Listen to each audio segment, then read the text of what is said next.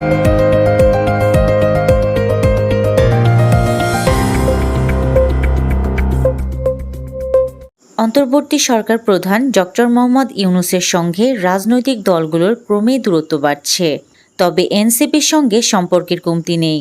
সকাল বিকাল দেখা হচ্ছে।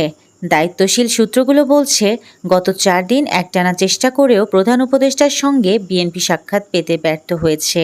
জামাতে ইসলামীর তরফেও বারবার সর্বদলীয় বৈঠক আহ্বানের তাগিদ দেওয়া হচ্ছে, কিন্তু কোনো অনুরোধেই তিনি সাড়া দেননি।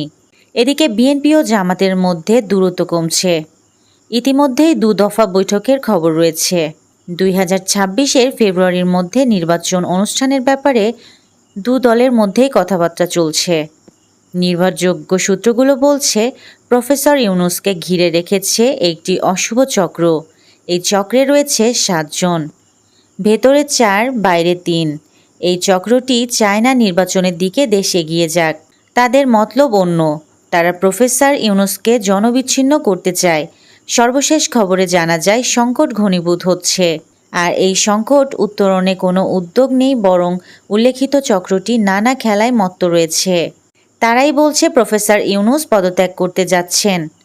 আমরা তাকে পদত্যাগ থেকে বিরত রেখেছি। তারাই এখন জরুরি অবস্থা জারি হচ্ছে এমন খবর রটাচ্ছে। বাস্তবের সঙ্গে এর কোনো মিল নেই।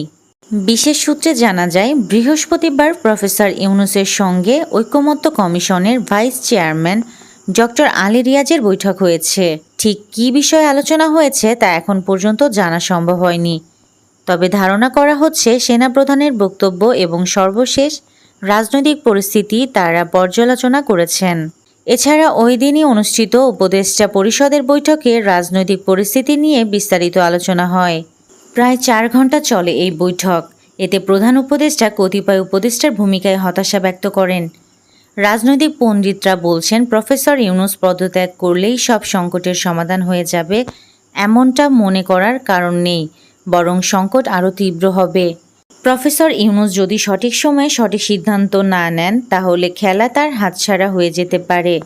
ক্ষতিগ্রস্ত হতে পারে বিপ্লবের মূল চেতনা। এইমাত্র এক অসমর্থিত সূত্রে জানা গেছে, পরিস্থিতি মোকাবেলায় একটি জাতীয় সরকার গঠনের দৌড়ঝাঁপ শুরু হয়েছে।